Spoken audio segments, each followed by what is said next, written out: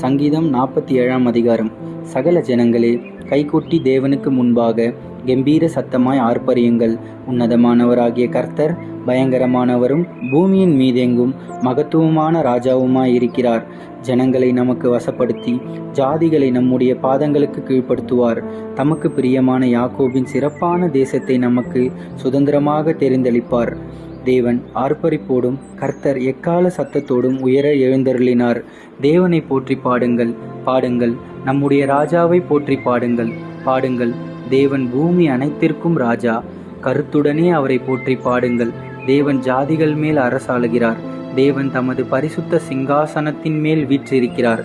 ஜனங்களின் பிரபுக்கள் ஆபிரகாமின் தேவனுடைய ஜனங்களாக சேர்க்கப்படுகிறார்கள்.